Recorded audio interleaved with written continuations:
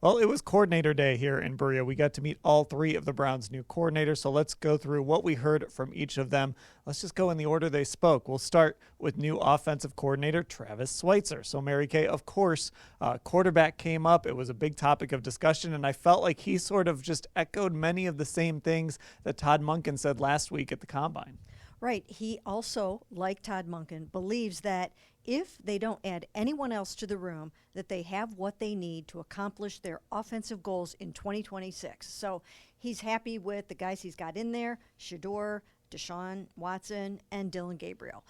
So we'll see if it ends up like that. But for now, these guys are all really, really excited with what they have to work with. So that was probably the first thing. And specifically about Deshaun, just in the same way Todd Monken did, they look at a guy like that and they think, boy, if we could tap back into the 3-time Pro Bowl version of Deshaun Watson, maybe we're onto something here. Yeah, it does feel like, Ashley, listening to him talk and hearing Todd last week, that they were sitting in some office somewhere in this building saying, man, remember Deshaun in 2020? Remember what he looked like in Houston? Is there any way that we could maybe get that back if we give him an opportunity? I'm sure they were, right? And we've talked about that. I think Todd Monken very confident in his abilities to get the most out of quarterbacks. And he's done it with all different kinds of quarterbacks. I think that's adding to it, but definitely interesting. And as we noted before too, he did mention Dillon Gabriel, which I think there's been a lot of questions from fans on if he has a future here, but I definitely thought it's something to take note of, and that overall sentiment that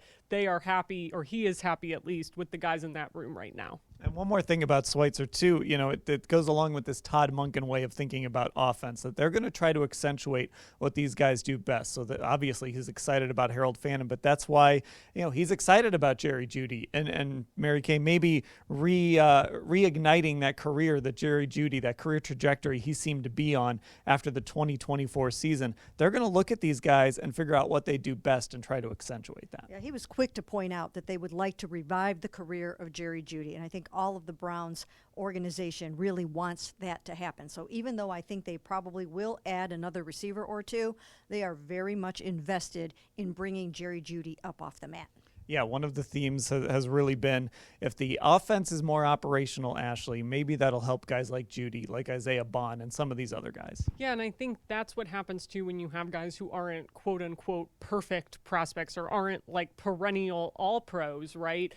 You have to work to their strengths. And I think it's something you saw Todd Monken do as an offensive coordinator in Baltimore, Travis Switzer as that run game coordinator there as well.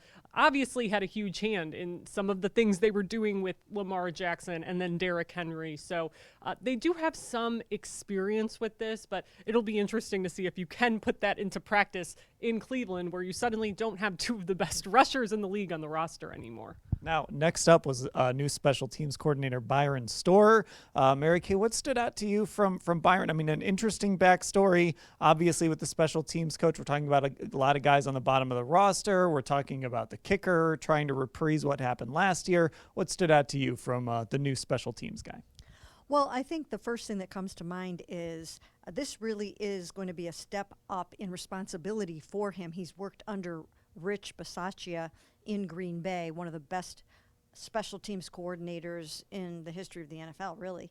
And so this is a big, big role and responsibility for him. But he seems ready for the moment, and he's worked very hard on blocking schemes for the new kickoff rules and things like that. So he seems really ready to go and very, very excited about what he's got in his rooms as well. Yeah, and he was able to sit up there and just list off all of those core special teams players. Ashley, it seems like he understands what it's going to take. He said punting, the punt coverage, that's what he wants to be number one, and he thinks that's where it all kind of starts on special teams, which I found interesting. And also, I mean, you just put up a story about this. Pretty interesting backstory also. He does have a pretty interesting backstory. He left the game of football for 4 years to work in his family business, a bus transportation business out in San Francisco. And he said about a year or two into it, he knew he wanted to get back into coaching. So that's when he landed with the Raiders, then went with Coach Bisaccia over to Green Bay. They've been together basically his whole career. He was a mentor for him when he was playing those few years as a fullback with Tampa Bay as well. He got right into coaching, then took that little sabbatical.